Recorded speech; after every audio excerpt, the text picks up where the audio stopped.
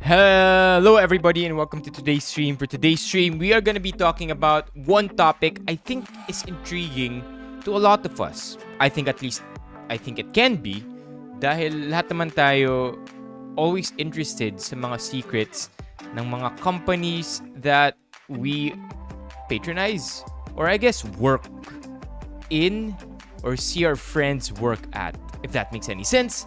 From now until the 10-minute mark, we're gonna prep the stream and share this to more people. So I hope you can hang around so that this stream does not get penalized for not having a good AVD.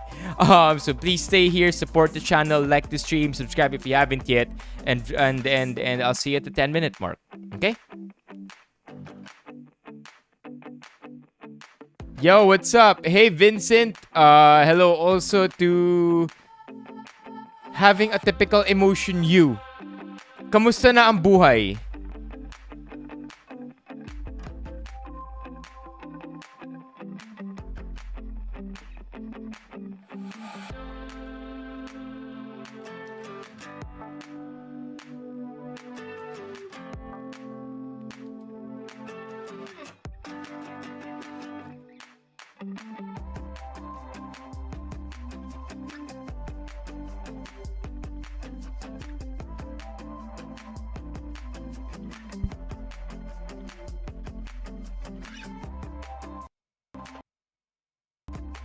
What?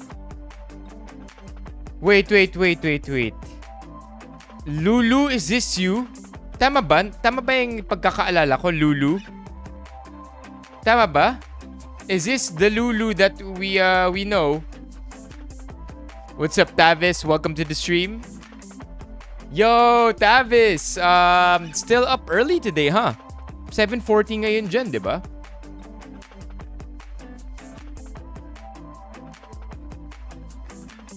Give me a quick second here, chat.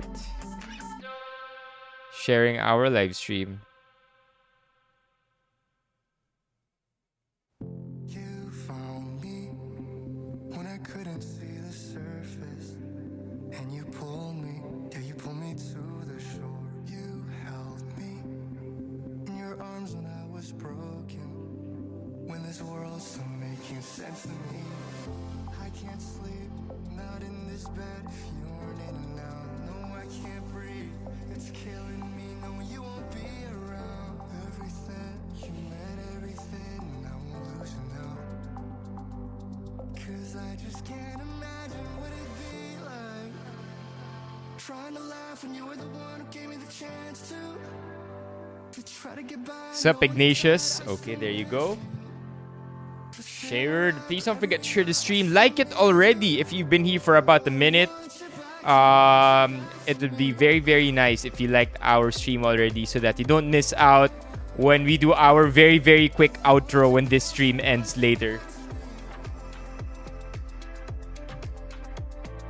Okay. Alright, what did I miss? Yeah, oh, hi Lulu. Lulu Serie is back. Chat, if you didn't know, si Hate You, having a typical emotion you, shared a little too much about their love life, and to that we said, no to cheating. Just to give you some clues, no to cheating, and please get yourself out of that trap. Sabi ni Lulu, you know what? There will be a good cheater. There will be a good kabit. That's me. We advised Lulu against it. And hopefully now, Lulu, hopefully now lessons have been learned. Welcome to the stream anyway. Yeah, eto na, nagsisimula na. Yung mga red shirts natin. Yung mga colored shirts. So if in the past few days, pansin niyo, puro gray yung mga damit natin. For the next few days, puro colored naman na. Oh! So this is Barney. Yes, okay. Now I remember. Of course, Barney, because I was the one who scheduled your delivery for your raffle prizes. So of course it's you. Now I remember, because I thought that your name doesn't sound like a family name. Hey, Barney. Oh, the pink cap. It's there. It's right here actually. Ito yung pink cap natin. O, diba? So, chat, today we're going to be talking about company secrets. I think we've done a version of this before, and it's always interesting because we get new stuff from different people all the time. And this thing never gets old because, as we all know, there are just more and more secrets from companies, especially the big ones, over time. So, in a few minutes, in about 5 minutes, sisimulan na natin tong stream na to, and we'll talk about some company secrets here in the Philippines. Should be interesting. Please don't mention your own company secrets. The last thing you'd want is to dox yourself online. That's not gonna be good, chat. Not good for anybody. And some people might want to pull our stream down, even if meron tayong 50 views strong na stream. Randy, what's up? Okay, that's fair. That's fair. I guess by secrets, they're not always supposed to be bad, right? Minsan, ang mga secrets can actually be good and helpful to the company. So, Ron, you're right. In that case, chat, kung meron kayong good company secrets, please share. We're about to start the stream. How's everybody doing tonight? Oh, Tavis works early. Super early though, Tavis, because last night you were online at 5 a.m. California time.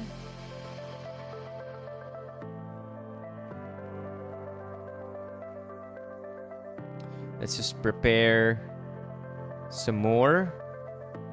We posted we posted everywhere. How's everybody doing, chat? Oh, I didn't know that you could spam emojis here. Pwede pala, oh. Oh, nice. Nice. Work from home, man. I've been talking about work from home to my friends, and oftentimes, even though we feel sick and tired of the same old thing, kung work from home yung trabaho mo, or at least 100% work from home, you can't quite put the price on that. Especially these days na pinapabalik na tayo sa office or may RTO na. Tough to put the price on that. That's why no matter what happens, if you can still stick to it, work from home setups are gonna weigh a lot more. Even if RTO opportunities in other jobs or other jobs with RTO and have opportunities na mas mataas ang sweldo, it's hard to weigh against that. No, I haven't heard about this, Ron. Have you heard of the Bud Light beer? Bud Light beer. I haven't heard about it yet. I'm trying to look for it right now kung meron. Maybe we can pwede natin isingit bago magsimula yung stream. 4 days ago? Hey, Christian.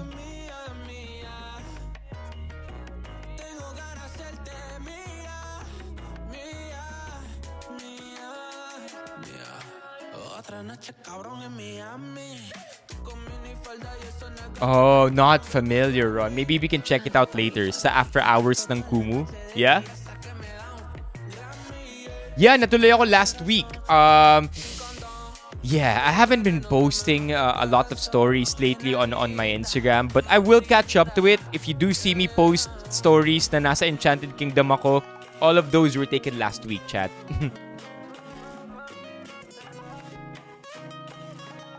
Oof. Wait, really? But parang iba yung naalala kong address, Barney. But that's good. We live along the same place. Taga Commonwealth ako. That one I did not hear too much, Ron. I don't recall hearing the Enchanted Kingdom theme song. What I do remember is that bawat halos bawat ride may kanyang song na piniplay. And they are all, if I'm not mistaken, original EK songs. Sulit pa rin. We can talk about EK some more later in TikTok or at Kumu. But long story short, ang saya pa rin pumunta sa EK. Malinis, well-maintained, and it still feels very safe and fun. Nostalgic too if you've been there before. Yan, abutan ko yung fireworks. Alright, chat, let's do this. Welcome everybody to today's stream. For today's YouTube stream in particular, pag-uusapan natin mga company secrets that people have told over at Reddit.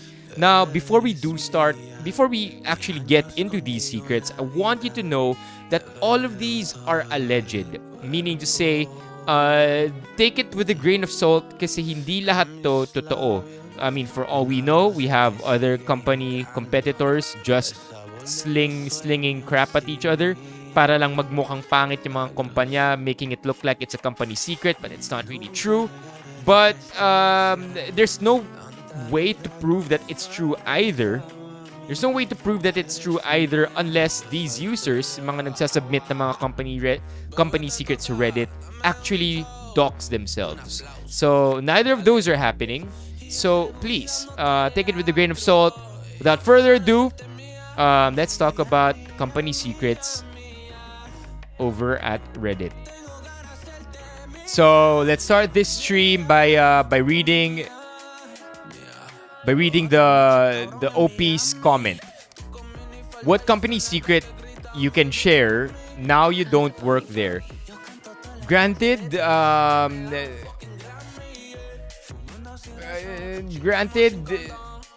this could have been written better, but we all get it, right? I used to work for J&T Express as a sorter. Believe me when I say that all parcels are being thrown all over the hubs. Everything they show on social media that they handle the parcels with care and caution is a lie. No one cares if it says fragile, your parcel will most likely be destroyed due to stacking and throwing. We have a rule not to, but due to company quotas and workforce problems, it's more likely overlooked. Not to mention that management treats Filipino employees very badly. And then there's a parenthesis here, more of like an afterthought. All workers are Filipinos, while bosses are all Chinese. Do you think this is true? Do you think our parcels are actually being tossed around? Because I'd like to think, chat, that this is against JNT's interest. It's true? Oh, Randy feels that it's true. I mean, it does make sense, I guess, why merchants take the extra precaution na i-bubble wrap ng todo-todo yung mga boxes and mga parcels. Because you can't take that risk either. Ooh. Randy saying that it's true. I wonder what everybody else here has to say. I guess people won't necessarily reply to this in the comments. So silipin na lang natin or pansinin natin mamaya kapag meron tayong nakitang nag-comment or nag-reply dito sa main post na to. I am expecting that people are going to be sharing their own company secrets. Yun nga, Ron eh. Dati po akong rider. Alright, let's read this. This one is, this guy's from retail. Sabi niya, grocery warehouses are full of dust and pests. Please wash soft drinks cans and please don't bite the sachet. It's disgusting AF. Okay, I am guilty, chat, of biting the sachet when my hands are too far from the scissors. Alam niyo yung may tear here, right? So may sachet kayo ng ketchup. Tapos may tear here. And then for some reason, napunta sa'yo yung sachet na yung tear here, hindi gumagana ng maayos. Scissors are too far. Knife is too far. You don't want to walk. What do? You bite it. So I'm guilty of that. So I guess sinasabi dito na please don't do that, chat. On the soft drink cans though, soft drinks cans, there was an urban legend, right? long time ago, as I was growing up, sinasabi raw that truck drivers, I think this is one of those chain texts. You know how back in the day, usong-uso ang pass this message so that more and more people will be aware about this. One of those chain messages was about truck drivers transporting cans of either beer or soft drinks, and that whenever they would have a pit stop or whenever they would go to the warehouse, something like that, they take a leak, right? They pee. And for some reason, their pee goes on those cans. I barely remember the chain message, but ever since that, naalala ko ng parating punasan, kung di man punasan, hugasan yung mga cans dito. And even when I'm outdoor, when we have cans and bottles, parating pinupunasan ng tissue. So, and I guess this doesn't have to be true either, chat. This doesn't necessarily have to be true na kailangan may dusts and pests ang warehouse para lang hugasan or punasan yung mga soft drinks cans or bottle natin. It's generally just a good idea. Balita ko sa tropa ko na may local grocery chain, sakit sa ulo ng mga ipis. Wala daw talab mga pest control kasi resistant na sila. A to the men, nag-evolve na mga ipis, tapos meron pang mga daga na singlaki ng pusa.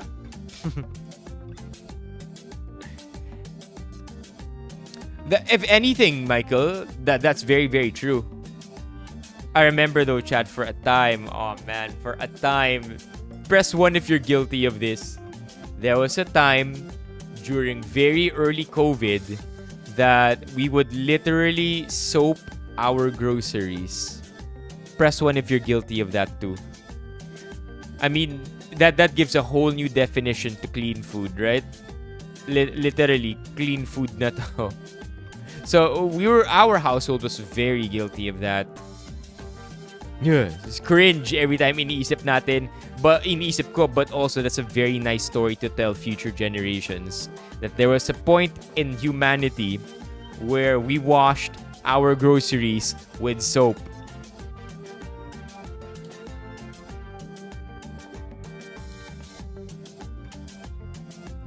I grew up wiping all the goods we got after doing groceries, even the eggs before storing it.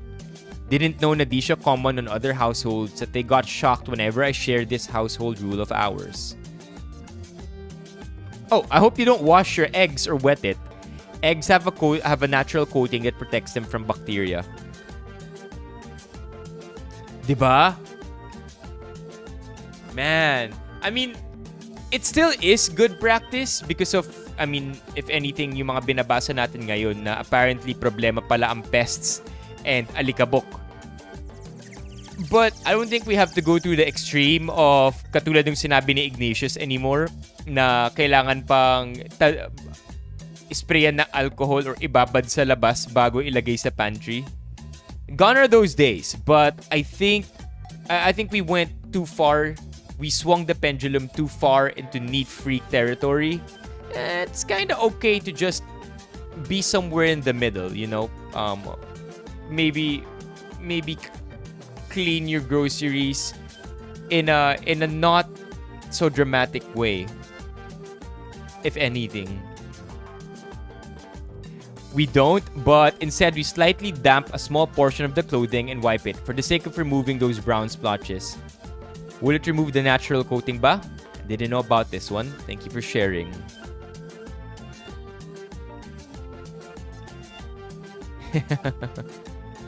I have never watched Ratatouille, but I can relate. Ito, developers resort to arson to clear out informal settlers. This one, chat, isn't this, di ba usong-uso yung kwento na to parate? Whether myth or not, one way or another, we've heard a version of this story. So, ang sinasabi nito, kung may informal settlers sa isang area at kailangan na paalisin yung mga informal settlers, chances are you're going to have to relocate them if they've lived in that area for X amount of years. Correct me if I'm wrong, pero nasa batas yata natin yun eh. na kapag may informal settler at nakatira na sila doon ng more than 10, maybe 20 years, para paalisin sila ng maayos, legally, may laban na kasi sila eh. Kailangan mo silang i-relocate. So, you technically have to put out your money to ask informal settlers to move out of your very own property. No comment so much about the law as much as I have to say about the urban legends that spread around tuwing may mga sunog sa mga areas. One of the stories I've heard, one of the versions I've heard is ang ginagawa daw nila, may sisindihan silang panyo na may gas, right? And then yung panyo na ito nakatali, may mahabang string. The other end of this string nakatali sa pusa. So now, the cat is gonna run all over the place, the entire area. Of course, you can't naturally catch a cat because this cat is freaking out na may sunog na sumusunod sa kanya. And the next thing you know, sunog na yung buong location. No, Ron! I've heard the other day, I think winotorkano na naman yung Coast Guard natin. If not yung Coast Guard natin, I think tayo mismo winotorkano nung isang araw lang. And then, I don't know, I didn't follow the story. I just read the headline. And then ito naman may nagsabi, business owners resort to arson to claim insurance payments. And then, may humirit dito has this been proven? Star City Fire Insurance. Is this here? Initial investigation determined the cause as arson, citing traces of gasoline detected in the remains of the building. In December 2019, however, the cause was confirmed as an electrical fire which originated from a game booth located at Star City's ground floor. Although there were no reported casualties, 80% of the establishment was confirmed to have been damaged by the fire, the cost of which was determined or estimated at 1 billion pesos. The management of Star City announced that it would engage in a year-long rehabilitation effort before reopening the amusement park. Oh, I didn't know that. Na ang huling balita ko dito, insurance claim siya. Pero apparently confirmed na siya to be an electrical fire. What do people have to say about this? I know someone whose parent works in that amusement park. Todo defend siya nung sinabi kong arson talaga yon para sa insurance. Ayaw niya maniwala. I get where he or she is coming from, but that was the conclusion ng BFP. Hindi naman basta-basta nagde-declare ng arson yun. No one here mentions that hindi siya arson. Alright, next. In Philippine stocks, laganap ang insider trading. I think this is not really a surprise. Why is nothing surprising me anymore? Usong-uso ang insider trading sa Philippine stocks dahil sobrang baba ng tinatawag nilang liquidity. That for there to be significant movement,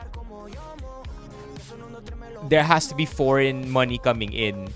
And kapag walang foreign money coming in, the best way to do it would be to do insider trading. But then again, insider trading happens even when there's foreign money coming in. I don't know, chat. I don't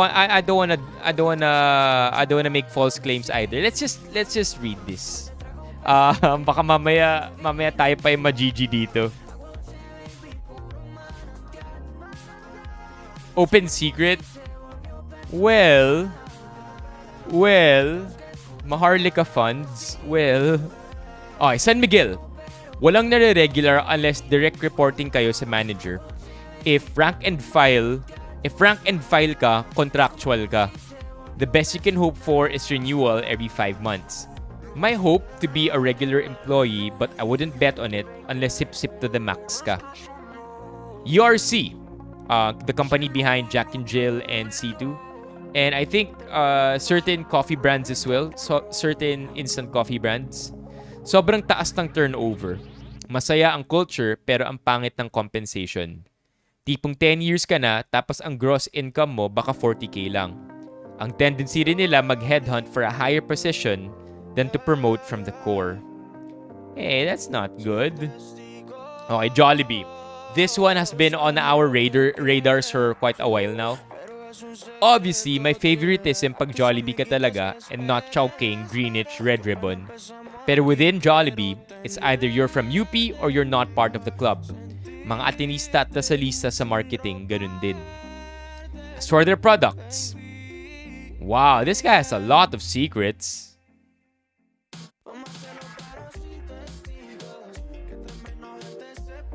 That is, well, it's hard to say, Ron, if they're promoting based on seniority versus merits. Kasi parang nakalagay din dito, di ba? Nag-headhunt na lang sila sa labas ng kumpanya, I assume, for a higher position than to promote from the core. As for their products, San Miguel or Magnolia is pretty much Nestle, except with less air. Higher quality relative to what Selecta produces. Yo, I feel attacked. I love Selecta products. I love my Selecta cookies and cream. I love my Selecta coffee crumble. I love my Selecta ube queso. I love my Selecta cashews and buko pandan. I think. Yun nga eh. C2 is their best and cleanest product in terms of additives. Kaya rin kaya rin mag-produce ng lace or ruffles quality ng URC. Pero syempre, habol nila yung pang-masa budget. This one, it doesn't make sense, chat. Mag-produce ng lace or ruffles. What does that even mean? What does this mean? Like the quality of the potato chip? The quality of the flavors?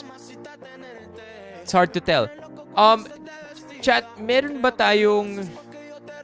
bang chips? I can't name from the top of my head. Karamihan kasi ng chips natin dito sa Pilipinas or mga local brand natin, corn-based. Meron ba tayong potato chips?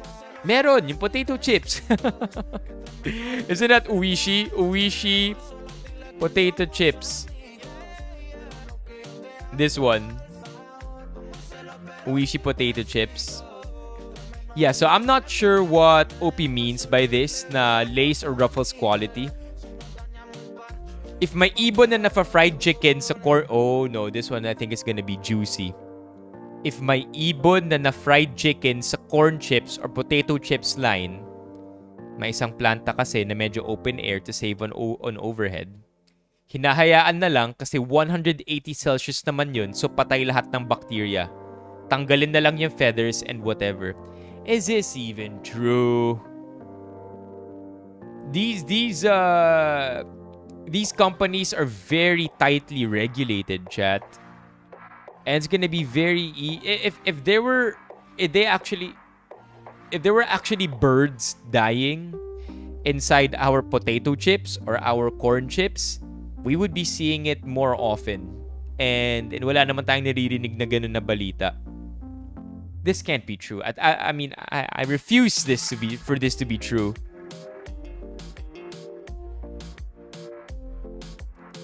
What do you think is the difference, Rad? What do you think is the expensive component of lace and ruffles na hindi ma-replicate ng local manufacturers natin? Kasi it makes sense, right? Na iba yung quality ng ruffles and ng lace.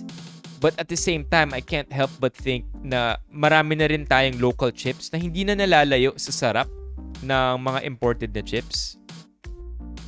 Oh no! Si Re may sasabihin about Globe. You feel like it's the potatoes? Like yung purity ng potato chips? Like you feel like sa atin, hindi the amount of potato in our potato chips isn't as much potato as imported chips.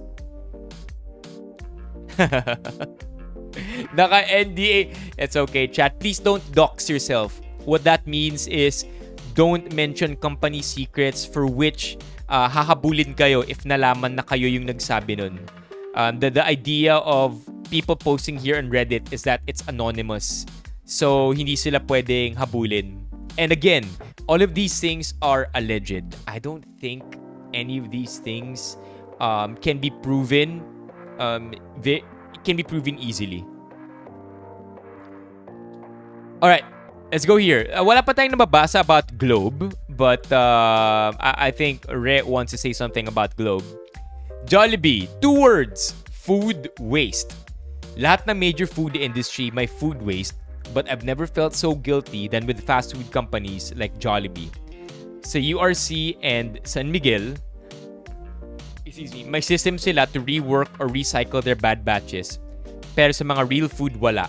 Either kain or tapon lang. Imagine this. Ang material to test is rice. Pero kailangan isang meal ang panel test to simulate the consumer experience.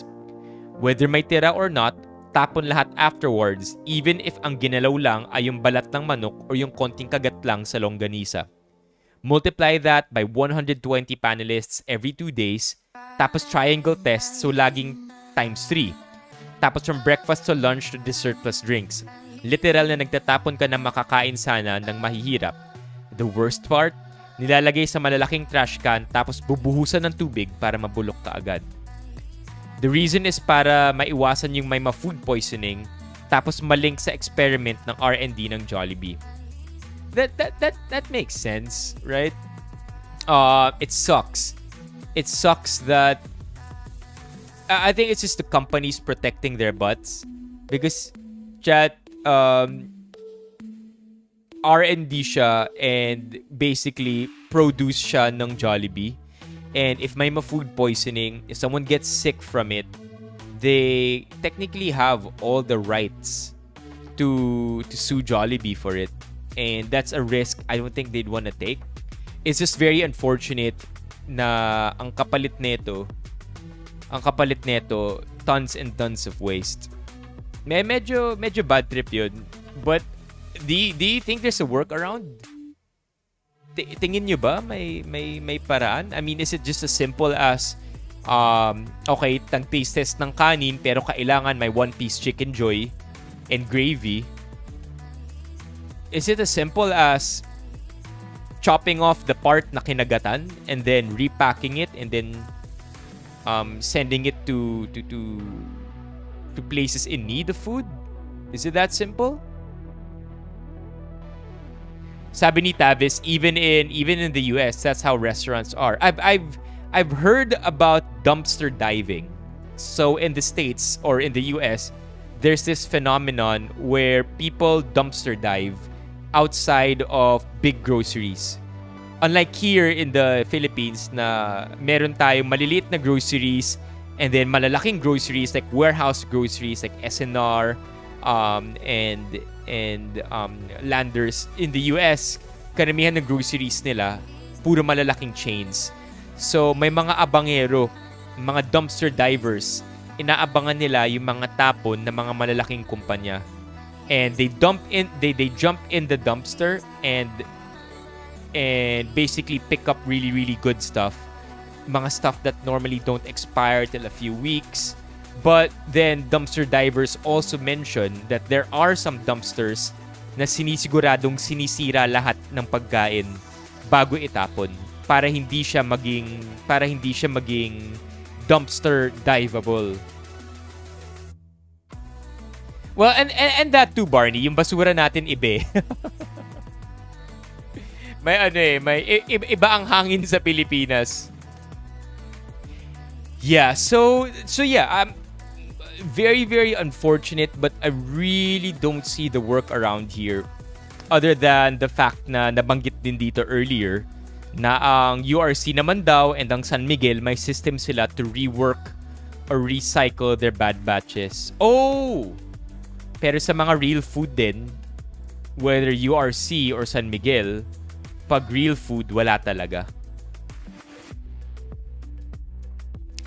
Yeah.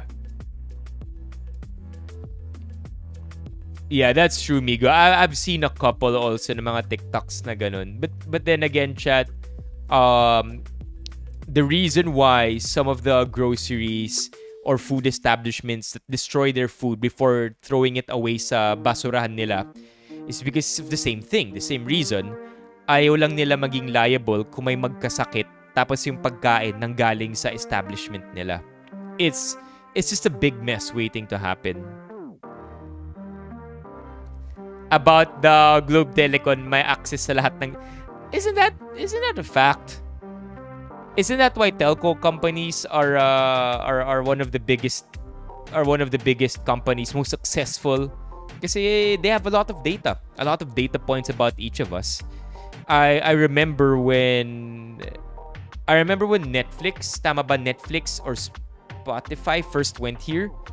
The question was, will Netflix start from scratch and acquire their user base from nothing?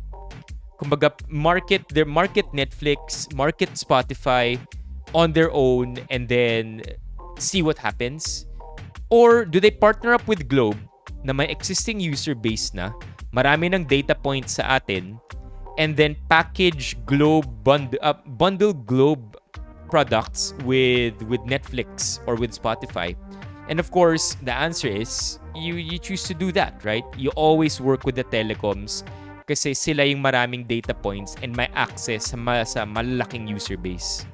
So no secret that they have access to all our personal data. Now, the question is, how much of that personal data can be accessible by how much of that data and sino ang nakaka-access nun is the real question. The funny thing about iPhone, and I don't mean to be an Apple fanboy, low-key I am. Ang alam ko, chat, Apple's biggest selling point is privacy. And they've always made it a point to make sure na closed systems parate yung devices nila to show us na wala talaga silang access dun. In fact, if I'm not mistaken, a lot of our data points are stored locally in the phone. So never siya nabibigay sa main company or bumabalik sa Apple. When you call Apple and you tell them you've lost your password, wala silang magagawa. They'll literally tell you that, sorry, you have no choice. you just, I mean, if you've lost your password, we can't reset it remotely for you. Then again, they've sold it. If they've sold privacy to us really well, for all we know, maybe they have all this back-end access too. Yeah, and I remember many years ago, I think a decade ago, the US talked to Apple about getting back-end information from them. And Apple publicized this. And it wasn't scandalized kasi hindi siya naging big deal. But I remember that Apple basically told everybody na, hey guys, the FBI is threatening us. By the way, take the details here. Don't count my word for it kasi mga details ko dito are likely messed up. So, sabi nila, nag-release sila ng statement to the public. Hey guys, the FBI or the US government, whatever, is trying to ask us for your information. But, and they're claiming that it's for anti-terrorism. But we can't really do that because we value your privacy. So, please side with us on this. Parang ganun. Many years ago. So yeah, Apple has really stuck to their privacy as their main selling point. Yeah, and that's why, right? I mean, Apple single-handedly in the last iPhone owners, you know this. Whenever you probably in the last year you've been opening your apps and then nakalagay doon allow tracking, and then ask app not to track, allow tracking yung choices, and that feature single-handedly destroyed a lot of social media companies, namely Facebook, Instagram, perhaps even Twitter, TikTok even, because now these apps can no longer track your usage, and Apple made the user in power and in control of that. Kaya pansin nyo yung mga ads natin sa Facebook, if pinili nyo yung ask app not to track or don't allow tracking, something like that, pansinin nyo yung mga ads nyo, ang papangit na. Yung mga ads nyo sobrang random, sobrang vague, sobrang general. Kasi hindi na natatrack ng app or hindi na natatrack ng Facebook or ng Instagram yung behavior nyo, yung usage ninyo. Kaya end up, yung mga ads na nare-receive nyo, yung mga nasa-serve sa inyo, sa atin, hindi na ganun ka accurate. Yeah, so Apple single-handedly messed up a lot of companies when they released that feature. Okay. Going back to yung tapon na pagkain. That's just Jollibee. I worked at Greenwich and we literally make entire pizzas. Tapos ang test lang is yung pepperoni or cheese. Kakagat lang kami ng isang pepperoni or partial slice to simulate the entire meal, then tapon lahat. Minsan, order kami ng competition, mga 50 boxes per company, Yellow Cab, Domino's, SNR, ipapatest. Then same treatment whether may tira or what. May time na literal na nag-scrape kami ng toppings to weigh their ingredients tapos tinapon rin kasi kinamay or binaboy na namin yung pizza. Maswerte lang sa pizza kasi kahit papaano hindi naman nila latag lahat, unlike si Jollibee or Chowking na meals with rice, kaya may naiuuwi yung guards at janitor every week. Wow! Daming secrets nito ah.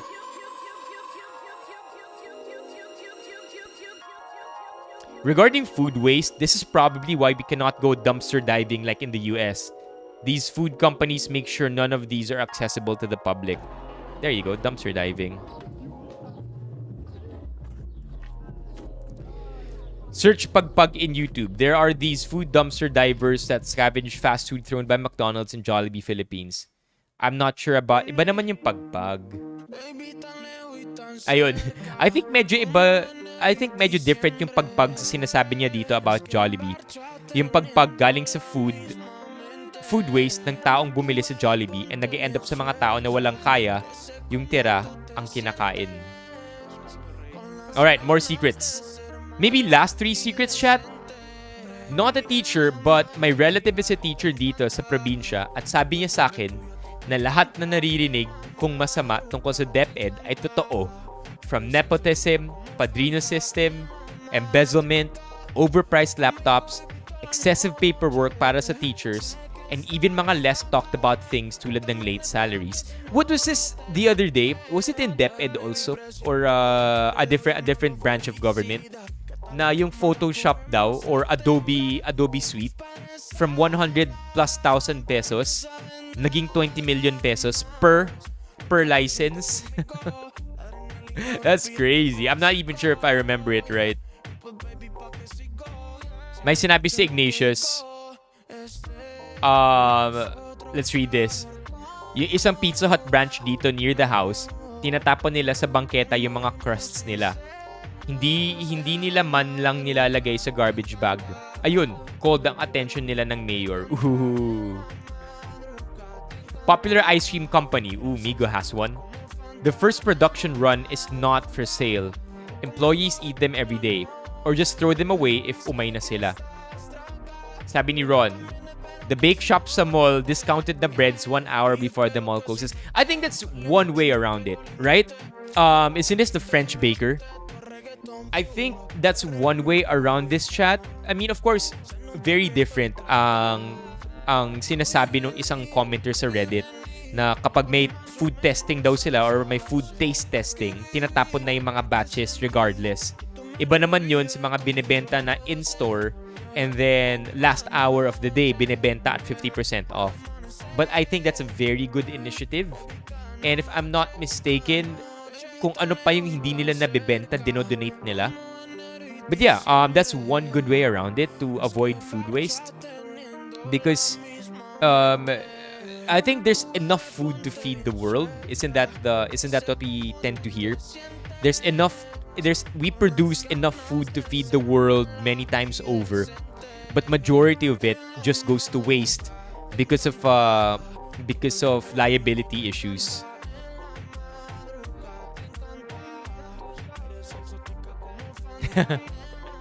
Parang ayaw mo itong ano na to, chain na to, Ignatius. Oh, Gorby's here. Bakeries in Singapore do that. They sell the breads at discounted price an hour before closing. That's one good initiative.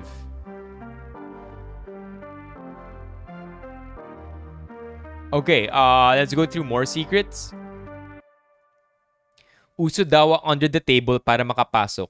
Meron pa akong naririnig dati na may bunutan daw na nangyayari sa ibang school. Andun daw is bilang ng months. Bilang ng months ng sahod mo na ibibigay mo dun sa kung saan mo gusto makapasok na school. Ito daw yung sa mga walang kakilala. Pero pag may kakilala ka, may item agad. No wonder na lang talaga bakit mostly di ganun kagaling ang mga nagtuturo. Di ko na ko-continue, baka may matamaan. Man, even in DepEd, man, daming corruption. I guess that's why meron tayong 500 million pesos confidentiality fund. For DepEd, if I'm not mistaken. Was it 500 million? I don't know. Former tech support. When we say we're on it, it means it's in queue and we're doing other things that came before yours. So we are, in fact, not doing it. Yeah, makes sense. I mean,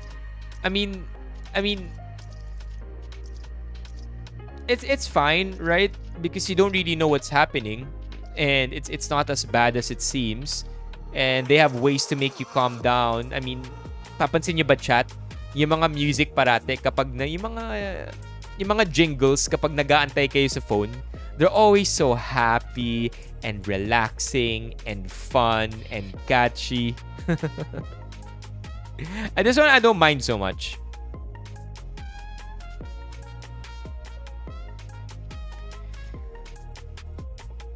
Oh, this one is big. Madalas nakaka-chat sa OnlyFans are not the creator itself. Siyempre, pag sikat, madami kang ka-business talk. Yun ka-flirt nyo na pala doon are some dudes in their 30s. Meron din akong na-try dati nung pandemic at wala pa akong work. Isa siyang site na makikipag-flirt ka sa mga ka-chat mo. Pero siyempre, hindi ikaw yun. Profile ng non-existing person yung gamit mo. Kada submit ng chat mo, change to another profile naman. Bali, parang susundan mo lang yung previous thread kung nasaan na yung topic. May mga notes pa ng mga ka-work mo kung ano favorite food niya or something para hindi maghinala na iba't ibang tao pala kausap niya. Ang business model nila is yung chat ng mga customer. Napabasa ako sa sinabi ni Migo. That's me! Ang business model nila is yung chat ng mga customer doon ay bayad and need ng load. So you need them to convince na may pagpupuntahan yung pag-uusap nyo para magpa-load siya. Para mag-load pa siya. Yeah. OF chatters. It makes sense. I mean, if you're a big-time creator on OnlyFans and you have thousands, tens of thousands of people following you and chatting with you every day, it only makes sense, right, chat? Na yung ibang na i-outsource mo na yung sarili mo. Last one for tonight. Worked as... There is? Kaya pala minsan, Ron, ganun mag-type, no? Worked as HP phone tech support for printers. 90% of problems are resolved by simply pulling the plug from the wall and referring to the help site. Okay. Fine, last here. Government employee here. Yes. People often fudge the receipts in order to get kickback. I remember an incident where the budget section chief was complaining about how a car wash cost 5,000 but was still paid for anyway. Parang, ah, it's nice to have read all these secrets, but somehow I just feel a little disheartened. Especially after reading the ones na government related. Sakit. Sakit na sobrang daming pera nawawala at nasasayang.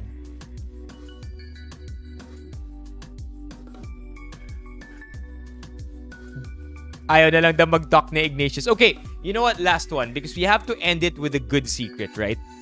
Used to work in Pure Gold as a merchandiser. Tinatapakan ng mga box na mga items para maikemada sa sobrang init na warehouse. Maikamada? Chat, ano ibig sabihin ng maikamada? Lalo na kung malaking branch, expect mo na malaking warehouse meron. Which means na tinatapakan para maayos silang ma-stack sa taas. I mentioned na mainit, as in sobrang init. Which is tagaktak pawis at tumutulo sa mga products, even food.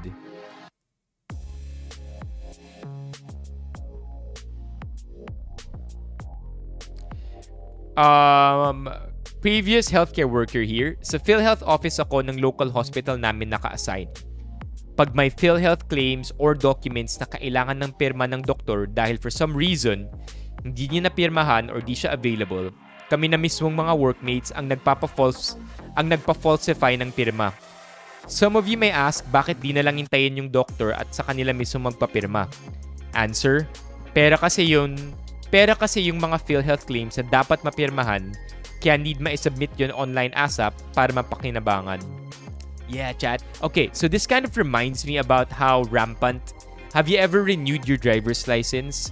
Or have you ever done a driver's license medical? Sobrang lala, di ba? I think you're out 500, 1,000 pesos. And then yung medical, hindi ka man titinang ka lang. And then, sometimes hindi ka na pinapa-eye test yung magbabasa ka. They're just gonna look at you, hindi ka na rin tukunan ng BP, and then maybe ask you 2 or 3 questions, and that's it. 1,000 pesos. Sobrang rampant nun.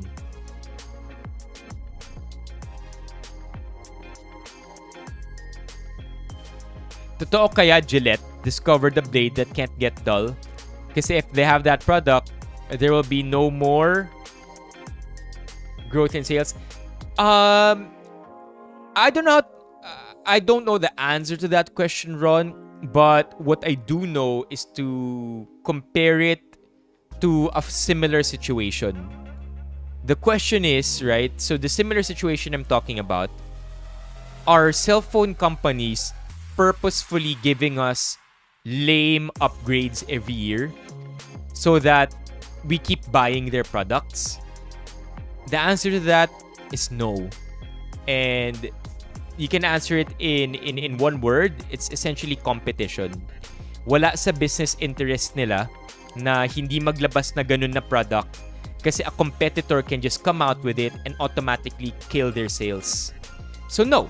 To answer, so I don't think so. At least based on that analogy, with the cell phone analogy, na if Apple purposefully just gives us lame, stupid upgrades every year, what's stopping Samsung from going all out and just completely dominating the market?